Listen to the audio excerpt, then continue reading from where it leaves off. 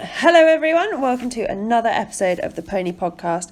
We are very excited that this episode is brought to you with the sponsorship of Rider Focus Physiotherapy. Rider Focus Physiotherapy is a practice based in Hampshire, and they specialise in treating horse riders. They've got riders like Alice Oppenheimer and Charlotte Desjardins amongst their clients.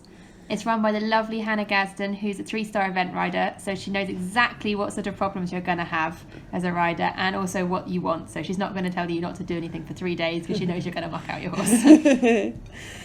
We are so grateful for all of Hannah's support because we are riders and very broken, and it's saving us money and time because she's fitting in so well with our schedules. They don't have a specific clinic. They run little clinics all over Hampshire and Surrey at different yards, so there might be one nearby to you. And they also run rider assessments, so they can see you ride and then do a bit of work on you and use some exciting techniques with you on the horse to get your posture better and also to improve how effective you are on the horse. They also run rider Pilates sessions and simulator sessions using the mechanical horse at Sparsholt College. So if you want to find out more about their sessions and you want to go yourself, head to their website at riderfocusphysiotherapy.co.uk. And also you can find them on Facebook and Instagram, and they're just Rider Focus Physiotherapy. Hope you guys enjoy. Oh, we normally have people with dogs. They'll be like, is it alright if we have the dogs? And they're like, Tess's dog gets on the episodes. Yeah, all the time. He always sneezes in the middle of an episode. Although there was one we were doing on feeding and he kept appearing under arms, being like, I can hear you. You haven't fed me yet. I know, if the cat pops up, she'll probably just lie on the table. She's like, quite chilled. Anyway. Okay. It feels really weird to not have like a script of questions in front of me. Yeah, normally we do questions first. I know, I was like, oh, okay, I'll just talk, that's fine. Yeah, it's fun. Steer me in the right way. Be organic. It won't be so If I scripted. start saying the wrong thing, just... We can edit. Tell me shut Yeah. Oh, okay. Tess is really good at Very editing. good at editing. There we go. If you swear, I can take it out. It's no bother. Brilliant. And if you say something and then go, oh, that was wrong, just re-say it. Retake. Yeah. Okay. Hi everyone, welcome to the episode of the Pony Podcast. Today we're here with Becky Storer, who is a tetrathlete and pentathlete. Yeah. She was ranked 7th nationally last year for Modern Pentathlon, and this year she's been longlisted for international teams. Yeah. And tetrathlon-wise, she started in the Pony Club and won the Intermediate Girls Championships in 2017. Yeah. Yeah. Yeah, it was good. Should we start with can you explain what is tetrathlon and how is it different from pentathlon? Yeah. That's what you do now. So tetrathlon, there are 4 elements. You do a cross-country course on your horse, which is like an old-fashioned hunter trial. So you've got a gate that you have to do while mounted and a slip rail that you have to get off for. The shooting part, you just do 10 shots under command, so it's quite straightforward. The run for me is 1,500 metres, and the swim is as far as you can in 3 minutes. I know, it's a long way. Trust me, it could be further. The boys do 3k at my age, so I'm quite glad. 1,500 is my limit. But no, then a 3-minute swim, and the aim is just to get as far as you can in 3 minutes, and the amount of metres are points. That differs from pentathlon. In the ride in pentathlon, you get given a random pony. You get selected. It could be anything from a 13.2 to a 17.2, so it's quite variable. And you have to do a show jumping round at, I think, 110 at my height now. Yeah. So that's always interesting. You get like 4 warm-up jumps and 20 minutes on the horse, so you have to adapt fairly quickly. watching that at the London Olympics, and there was like someone fell off at the part 1 of the treble, and like the horse just kept jumping, kept jumping, and one of the horses jumped out because I think a lot of the athletes weren't riders, and had just been like there. For pentathlon, a lot of people come in as biathletes, so just the run and swim, and they train them to do everything else, and the riding's normally not a bit thing. that not a lot of people focus on. But for me that's great because it means that if I can go around and get a clear, then I'm in a good position. Well, but I mean, it These depends horses. what you get given. Well, I just remember this one horse just obviously deciding it was done, and it just jumped the gate. Because these are like 140, 150 jumpers that have been given to the pentathletes. And they know their job. It's whether the personal doc can hold on. Yeah, just point and kick. It's fine. Because during London, they were looking for like local horses, so they asked us if we all wanted to donate our horses, and we were kind of thought about it. And then Mum like YouTubed Modern Pentathlon and was like, no, it doesn't come up with a lot of good things. It used to be cross country, so they made a show jumping because no one let their horses. They were like, no, that's it, we're done. Probably a lot less safe to do cross country if you've never like had to ride. Because it used to be, Pentathlon was like the military starting, so that's why they did it cross country. But they were like, oh, that's too dangerous. we'll just show jumps, fine. Poles come down. With the pentathlon, you also do modern tetrathlon. How is that different from pony club tetrathlon? Modern tetrathlon, I would fence instead of ride. So the riding is always the last bit in the pentathlon that you add. So as you go up through the levels, biathlon, triathlon, tetrathlon, the riding's the last bit because it tends to be the bit most people don't do. Yeah. Which is slightly annoying because it means you have to find a full-on pentathlon to actually get the ride. But the run's slightly different in that I run 3.2k, but split into 800s with a shoot in between. That's horrible. It's not fun because you kind of come into the range and you get to stand for 10 to 14 seconds, however long it takes, and then you have to go again. It's you have to build up all that training. Speed. I know. It's like go stop, and in the middle you have to breathe like in time with your shooting and stuff, so you're not actually regaining your breath. You can't like. Because if you do like a long run, you can kind of just like zone out and like just like plug through it. But if you have to stop and like have that focus and complete accuracy for shooting, you're then completely like in the moment, like in your body. I know. And then you have to start running again. It must be just horrible. And the 800's like not long distance, but not short distance. So it's like you're going at fairly fast pace for the 800, and because I know overall it's 3.2k, but the individual sections are only 800, so you're expected to go quite fast, which is not great. Does your gun get left at stations? Yes, you leave your gun on the table and you come in, and it's just, the way that's different to Pony Club Tet is obviously in Pony Club Tet you set yourself up to shoot and you stay in that position the whole time and it works, whereas in Pentathlon you're having to come in after every round of running and get your place immediately and start going, otherwise you're losing time. So it's the time you're shooting, does that count as your run time? So you've got to be like literally just like pick the gun up and be like literally bang, bang, bang. So that's what I found more difficult going to Pentathlon, is it's not all about the accuracy. Pony Club is like you need to hit the balls out to get a good mark. Pentathlon, it's like I could shoot 20 shots, but so long as it's in like 10 seconds, then I'm fine. It doesn't matter how many times I miss, so long as the time. That's encouraging that you've got a line of people not really caring that much about where the bullets are going. Well, luckily they've all gone to laser in Pentathlon, so it's slightly safer. I think Pony Club will probably go the same way, but it just takes a little bit of time to kick in. So when did you start tetrathlon? I started really late. I started at, late for most people. I started at 12. So I had one competition in the mini section, and then I went straight into juniors. Whereas a lot of people come up through beanbags and, you gradually add all the bits. But, I used to be a runner for my school, and I did a bit of swimming, and obviously I rode. So one of my riding instructors, actually, Claire Chamberlain, said that, you should go with this family and go do a tet, because you can run, you can swim, and they'll teach you to shoot. So I just kind of turned up, held a gun for the first time and tried. And it kind of went from there. It's just, I think the thing that kept me there is the social side of tet as well. It's such a family. Like, you're going to all these competitions with the same people all the time, and you stay away at champs and things for 4 or 5 days, you're camping with them. It just makes you want to keep coming back. Not only is the competition fun because you've got 4 bits to kind of try. If one bit doesn't go as great, you've got another bit to fall back on. But the social side of it as well. And especially now Wokeham's kind of picking up a lot more in the tet. We've got lots and lots of little people coming through. I've seen like our pony clubs doing the same, where they're really pushing the it's tet really training. starting to pick up. And it's just that kind of family feel when you go. Makes so you keep jealous. coming back. I know. It's I really always nice. look back and I wish I'd done tet, because it is. It's so fun. We're all like fairly serious competitors, but it's also the most fun I think I've ever had competing, because you just stay away and have a great time. I did one.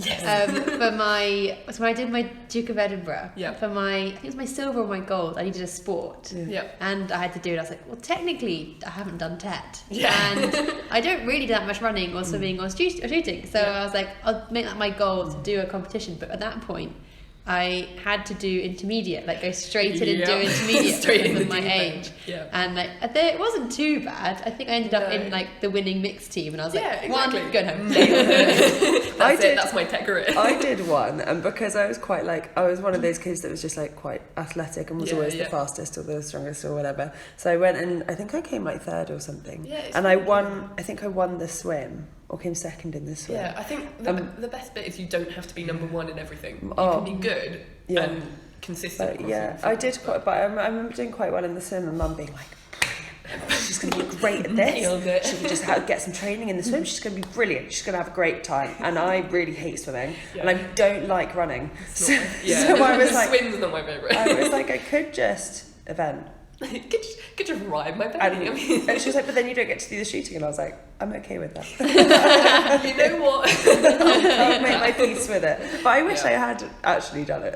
Yeah, it is great fun. I think once you've gotten in through a couple of competitions, because obviously the first couple you won't know a lot of people, but they're really good at kind of, obviously you're standing on the start line with all these people for the round and stuff, and you're joking about how much it's going to hurt and all the good things, and you just, you form bonds really quickly. So do you find that's one of the things that's kept you going in Pony Club Tech, from having started in juniors, now moving up, that the same people have stayed with you? Yeah, exactly.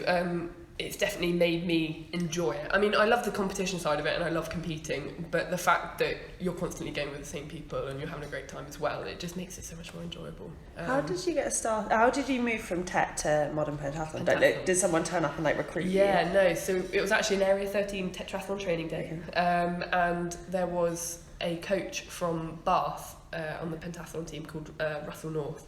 And he used to be a pentathlete, has got into coaching, and he went, "Oh, you should properly train at this. You're not too bad." It's always encouraging. Yeah, it's because we were doing a run session with him, I think, and obviously I quite like running, so I was doing all right. And he was like, "Oh, that's great. You should come try this." And he taught at Wellington College, where I eventually went. My brother went there as well. I know, it's really nice. It's like just over there. But he was like, "Oh, you should come on a Saturday while they do their fencing and something, and try and get your hand in at it." And actually, I owe quite a lot to him, because I, through him, did pentathlon, got a pentathlon scholarship to Wellington, went to Wellington, got my grades, Did you got fence into at uni. Wellington? Because my brother was captain of fencing at Wellington when he was there. What's his name? Guy Bishop. Oh, I think how old is he? He was 2 years older than me. So yeah, I think he would have been a bit old. Yeah. But no, it was really good, and it just all kind of snowballed from there. So Area 13 tetrathlon training day, go with them. They take you places. So it's been a massive part of my life. The fact that it's allowed me to do so many things, go to Wellington, get the grades, and then I went to uni later. So Tech's kind of given me everything, if you know what I mean. Wow, it's been quite a nice little story, nice little journey. That is so nice. Which, that's why I want to get more of the Wokium not involved. Come on, guys. So my little minis. How did you, because you do a lot of training, Yes. when we were trying to organise this interview, you train 4 nights a week. Yeah. Do you train one discipline a night? How do you fit it in? Yeah, so I ride daily and shoot daily, so those are those two out there. Just running around with a gun. Yeah, no, I can't do that, unfortunately. Not a lot of people understand that it's laser or pellet, but no, so I run and shoot daily. Swimming I do 2 or 3 times a week, so kind of Wednesday, Friday, and potentially Mondays. And then running. There is a lake outside. There is a lake. I know, just go swim. No, I'm not an open water swimmer. Give me a swimming pool where I can see the bottom. Do not give me a lake. And then I run Tuesdays and Thursdays. So it's a bit of a balancing act. And definitely when I was at college, it was more difficult trying to fit a revision in around that. And What's your favourite discipline to do? I think I'll enjoy the run because I'm better at it. Okay. Being good at something tends to make you like it, so I like the run. Obviously the ride's brilliant, especially when you get to champs and regionals, because they try and build. So it only goes up to 100 now. It used to go up to 110, but then they brought it down. I have friends who did the Tech Champs, and they were always absolutely enormous. Yeah, it is like, terrifying. I feel your pain, because I've done student riding, and I've got into a final before, and you have to jump 120 on a strange horse. It's unbelievable. And you're like, obviously I can, but am I going to survive it? So the Tech Champs one year, didn't they have them at Bishop Burst, and they ran them around the course that they'd used for the Junior Europeans the week before? Yep, I was there. It was awful. No, it was actually really good. But that's kind of one of the good things as well, is because you go and you qualify and you go to champs and things, and they aim to build a 100 course with a 2 or 3 star technicality. So you're doing a log, down a drop a stride later, 2 strides to this brush that literally looks like it should not be jumped. And it's just, you get these crazy courses. I think I was in juniors doing 90s at champs. And they had this massive boat in the middle of the water, and I was like, BE literally says I cannot jump a jump in water at this level. And suddenly they just throw it at crack on. Pony Club's like, yep. Pony Club Tet, they'll be fine. I feel like tetrathlon's like just like off. It's like a side branch kind of of off the the Pony scale, Club kind of just ignores. Yeah, exactly. Because you have all the main champs, and that's all at God, where do they hold it now? Wherever it is. Yeah, it's all held at the same place. And then Tet Champs is like a week before, somewhere way up in Scotland. So they can have a party without anyone else. Basically. Champs night before the run. Few people do not look well. Friends of ours who, I mean, they're like, it was a long time ago that she's a bit older than I am. Yeah. And she did Tet in our area, and they got to nationals, and they had a visiting team over from Canada who took it all very seriously. And they got them all absolutely ruined the night before, and all of the Brits were like quite used to performing on a hangover, and these Canadians were just had no idea. You can kind of see who's doing well when you get to champs and things, because the night before the run, obviously there's a massive party, and it goes on, early hours. It's really long, and it is good fun, but you see top 5 tend to go home about 11 and everyone else is like, well, I'm not in the top 5 anyway, so I might as well. It constantly amuses me that horse sports take their, just don't really take things seriously. It's great fun. Every international event, you have a party on the Saturday. That's where you go. Exactly. No, I know. And other sports are there with their drinking bans, getting an early night. I think last year they had breathalyzers at the start of the cross country, because they were like, oh no. Because I think that was the first time they'd held the party before the ride, and they were like, we can't have anyone have a problem. This is not think you ride better when you're a bit hungover. Exactly, the bravery comes out. Yeah, you're more relaxed because you're tired. Exactly, you're braver, you're more relaxed. Key. There's something about feeling a little bit under the weather that your whole body goes into just stabilise the brain, stabilise the brain, and it makes your sitting trot better. It makes you more balanced. When you fall off, you don't really realise, so you're more relaxed. You just flop. Yeah, it's great. Yeah. No. I'm a big advocate for. Don't try. Are you?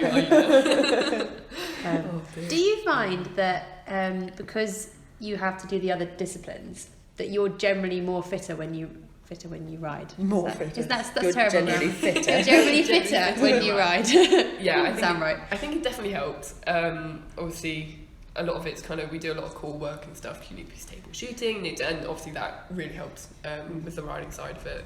Obviously dressage, but also jumping. I find I'm a lot more stable now, because I've always been fairly tall for my age. I think I've kind of leveled out with everyone else now, but I always used to kind of flop around quite a bit. So it's definitely made my core stronger and made me think.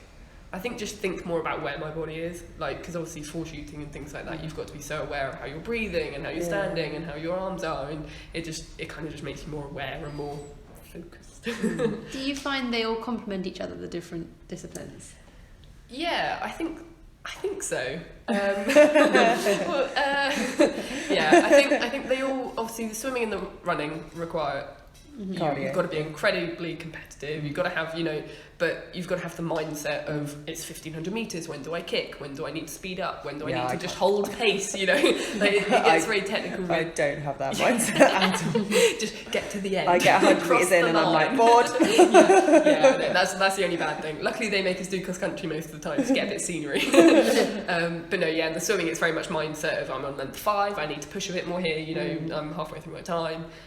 Whereas the ride and the shoot, I think, complement each other, because it's just all about that focus and being controlled and thinking about what's coming up. For the shoot, you've got to be so on it as soon as you bring the gun up, you're thinking about everything, stabilising the gun, blah blah blah, and as soon as you're on the horse, you've got to assess every situation. So I think they kind of complement. With cross country doing Pony Club Tet, how do you get your horse to stand still for you to get back on off a slip rail? You don't. You practice mounted games technique and you just leave. I think for the last, they never used to give you. Are you allowed to just vault on? Yeah. Cool. They never used to give you anything to get on with. It used to be you get on from the floor and that's that. So these girls coming out with their 17-hand horses, stresses me out. I'm not having the best time. We're pulling on their backs. It stresses me out so but much. for the last couple of years, you'll see a hay bale nearby or something. So it might take you a bit longer. It might exactly strategic. It might get you a little bit more time, but the clock stops once you've shut the gate and stuff like that. So it only affects your overall cross country time, which is normally quite lenient for 10. But yeah, definitely, slip rails are interesting because most ponies come up to them going, jump! No. Yeah, and you get penalised for jumping it, don't you? You do. That would be what I would do. The Irish, Don't need to open it. The Irish always come over for champs, and they'll hire horses because obviously half the time it's no point. It's a lot of money. It's a lot of money, so they hire horses. And the things they hire are obviously just through and through hunting ponies, jump anything, and they just jump the gate and slip rail, and they just waste this time just jumping, coming back round, jumping, coming back round. They've got to find a way of kind of angling the horse so it definitely knows it's not jumping. But yeah, when their blood's up, they take it on. These gates are built massive as well, and they just pop them.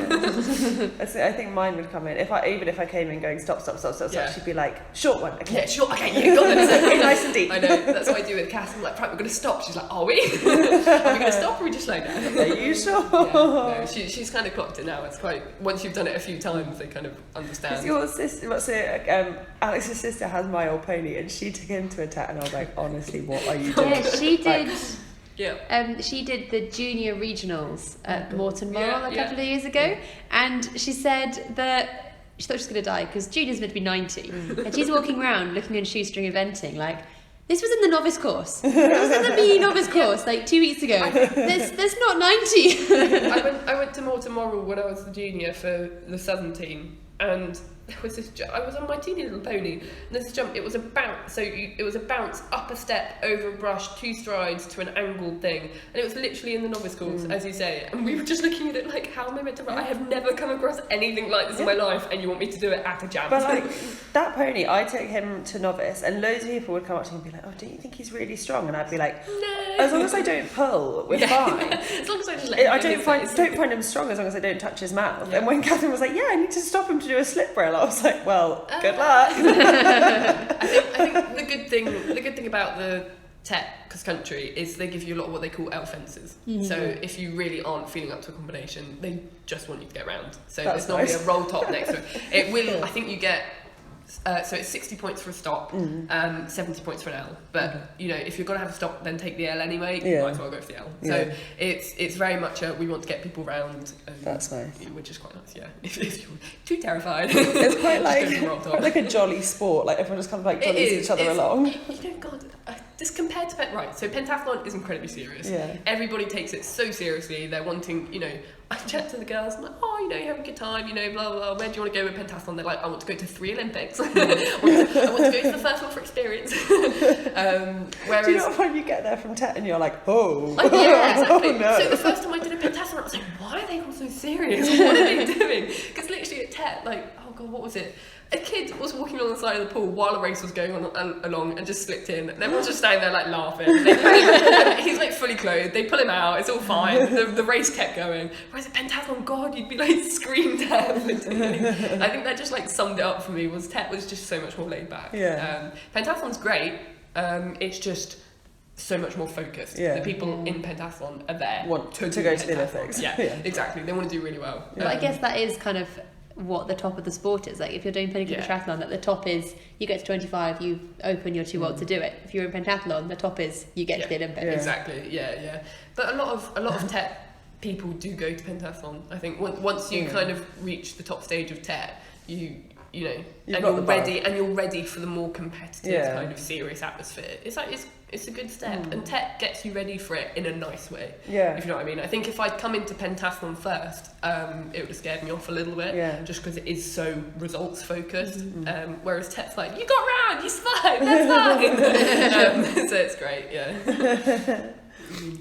What advice would you give someone who wanted to was thinking about getting into it now? Just give it a go, to be honest. They have so many classes where they're like, oh, has anyone done it before? And just like 20 people say no. Yeah. So, you know, everyone just goes and gives it a go. And I mean, you can get around a run, you can get through a swim. Yeah. I think the shoot would be the only bit I'd say take a little bit of time just to have a little hold a gun before. Yeah, exactly. My first competition. Hold a gun. But yeah, most people, well, obviously Pony Club is for riders, but loads of siblings do it. My brother did TET through Pony Club. Mine did too. He doesn't ride at all, so he just came and did the tries in the winter. But yeah, just give it a go. Honestly, you won't know like how fun it is until you do one of them. Obviously, you will be tired. You go home at the end of the day very drained. Get McDonald's on the way home though normally. Every competition ever. Exactly. I was like, if I get to the end and I do alright, I can have a Mackey's. But no, just give it a go, honestly. That's so nice. I really want to learn to pistol. Well, so I pistol shot for a while because my mum was like, you're going to learn to pistol shoot and then you're going to go do You're going to shoot. Yeah. So I can pistol shoot. Yeah. And I really want to learn how to make sure I can still pistol shoot. Yeah. And B, I really want to learn how to like properly shoot, just because I feel like it's a skill I should have. You might just need it at some point. Like when there was all the World War III memes at the start of this year, I was like, well, I need to get ready. I can fence. Yeah. And I know I can pistol shoot. So when the apocalypse comes, I'm going to be, you're better off than most. I've got some latent skills. Yeah. See, that's why I'm glad I still do Tet. If the apocalypse comes, I still have a pellet gun. The laser is not going to do anything. The pellet is going to save around like, the one thing, it does not make you better at laser tag. I went to laser tag thinking I'd be amazing, and because the lasers are off. I know, exactly. The They're sights didn't even work. No. I was so disappointed. Too good for this. I was bigging myself up. I was like, I'm going to do great. I'm going to get everyone, and then I just got don't want to say, but I'm actually I got completely annihilated. And our group was in there with a bunch of like 7-year-olds having a party, and they all killed me straight away. So what you want to do is you want to find a quiet corner. If you put your hand over the light on your chest, and then you're in a quiet corner, and you get everyone laser shooting tactics. I went for my brother's birthday once and I did that, and I was like double. Yeah, that's a much better idea. I just ran around thinking I'd get everyone and just got killed. They were like, where were you? And I literally just stood in a corner for the whole time. I'm going to go under the radar. That's the best way to survive. Smart. So we have a couple of questions that we ask everyone. What's one thing you couldn't live without? Oh man. Gun. Chicken nuggets. They are literally my motivation. That's my favourite. They are my training motivation. So, if I do well at this Tet, I can have nuggets on the way home. So, it literally has got me everywhere I need to get. We went through last summer where like, every competition we came home from, because we were always driving down the M4 back to Nix. So we'd always get to Membry and be like, should we just, there's KFC like right there. We just go. Yeah. And when you're tired and you're like, you've been driving all day, you're just like, yeah, I need that boneless box. That's the thing about Tet. Like, there are a few local competitions, but if you want to seriously get into it, they're far and wide. And last year was it regionals was in Scotland, so it was a 9-hour drive. Was your region the United Kingdom? Southern England. I was southern, and we had to go all the way up to Scotland. Why? Well, because that's where it was held. To be fair, they normally have to come down here, so it was kind of like a touche. We had to go up. But yeah, the amount. You know what? I'm surprised I could do the competition. The amount of times we stopped for fast food on the way up was not healthy. It's got to be done. At least you're all like really fit, really active. Like we burned through it. It's fine. That's what I keep telling myself. So another one of our questions is, what's one thing you wish you'd learned sooner? Yeah, I was suddenly I was like, no, that's what Alex has just asked. Stop. Learn sooner. I think just to be relaxed and give it a go. Like, I stress about everything. Like, I am just a stress head. It's the way I am. I overanalyze everything and it's horrible. But I think especially, going through sixth form and stuff, I've learned that you literally just need to give it a go. And the thing is, I was always like, oh, someone's going to really judge me if I can't shoot very well. And, in pentathlon, I was always like, I don't even want to compete because if I mess up, there's always selectors watching. There's always my coach watching. It's always horrible. And it's like, actually, you know what? I'm giving it a go and I'm doing it. And half the time it doesn't end out as bad as I think it will. So I think just learning to just do it. Yeah. Because I get so hung up on what other people think. And it's like, actually, no, I love Tet. I'm going to go run. That's fine. I'm going to go swim. That's fine. I don't really mind if people, my neighbours must think I'm a right weirdo standing in the garden, like, shooting every day. But it's just... They must think you're really preparing for something. I know. The apocalypse is coming. You know something that they don't know. No, we live right next to an army base as well, so everyone's always like, wow. Are you okay? Yes, I'm fine. I'm just practicing. Watching all the squaddies run past. Pentathlon. Watching all the squaddies run past. Do you want tips? Actually, my first lot of tips, because obviously we used to keep my mare in the army college, like they had like a riding school and we kept her there. And I mentioned to one of the guys at the yard that I was doing tech, and he was like, oh, come around to mine, you know, I'll teach you how to shoot. So I literally went to this military guy's house. So you're literally, I was trained. You were invited by a strange man to his garage so that he could show you his guns. No. He was someone that had a horse on the yard. Please don't try that at home. No, but he was probably the best person to learn from though, because he was like military through and through, and he just took none of my messing about. He was like, right, you've got to stand, you've got to do this, you've got to do that. But he just made it really clear, and it was like, oh, okay. That's what I try and do because I do little like shoot sessions for everyone that's over 8 that wants to do TET, and just I wish I could be as clear as he was, because I find myself giving them like 20 things to think about. I'm like, oh my god, there's no way they're going to hold all that in their heads. Just tell them how to do it safely. No. Pick up gun, point gun, pick up gun, at the target. Safety off. And when you put gun back down, safety goes back on. Don't shoot me while you load, and then we're good. In an ideal scenario. The amount of, so for the younger kids, the parents have to load. And the amount of parents that are like loading with the gun, like pointing at someone else, pointing out their child. Please point it down the range. Thank you very much. So it's all right telling like an 8-year-old to do that, but when you're having to talk to like a 40-year-old man and go, okay, I know you think you know how to load, but please down the range. I bet you get a lot of like mansplaining older dads, and you're like, okay, I understand, but also you're doing this completely wrong. Yeah. Whenever I do like training for some of the kids, the dads are always like, oh, I'll have a go. Because obviously the kids, you know, you're not going to hit a bullseye on your first time. They're really hard to use, and I mean our pony club guns are fairly old, so I'm not sure how accurate they actually are. But the kids, you know, they're doing all right. They're getting their 8s and their 6s, and the dads will come in like, oh, I'll have a go, and I'll hit like the top corner of the 2. It's like, it's not that easy. We went. I remember going after I'd done my I did like a marksman's course or something, and then we went on we went on a school residential trip to France, and we were all like there, and one of the things was shooting, and everyone's getting like the 1s and the 2s and stuff like that, and everyone was like, oh, I'm so bad, and I was like, oh yeah, I'm gonna be so bad, and I came off and I got like 9, 9, 10, 10, oh, 10. No. And the guy that's a way to flex. The guy came over and he was like, you've done this before? I was like, not really. And he was like, no, but you have done this before, haven't you? And I was like, so like technically I did a course, but that was like 4 years ago. Full course. These people are just turning up and giving it a go. But I remember being very good when I did the course, so I stood up and like hit this target and was like, you know what, I'm pretty good at this. I'm fairly good. Don't want to toot my own horn. I did CCF at Wellington. I was like, guys, don't worry, I've got this. Our team's gonna win. There's one thing I can do. It's shoot a gun. Unfortunately, like a rifle thing is very different to a pistol. Which I hadn't quite clocked at the time, but you know, you got a general understanding of the sights and the trigger, and as you shoot it and you get pushed up. I know someone hadn't. God, I can't remember who it was, but we were at their farm. I know we had a farm. We were at a farm and they had an air rifle. They were like, oh, you know, you should be good at this. So they set a can up, and you know, we went back, and obviously my gun goes click. Yeah. And that's literally it. And the laser one doesn't even go click. So you get with pellets, you get a bit of a lift. Not a lot anymore, especially the gun I've got. It literally, you just pull the trigger and it doesn't do anything, and which is quite nice for shooting. And this air rifle just like knocked me off my feet. Move the cat out of the way. She's always so offended when I move her.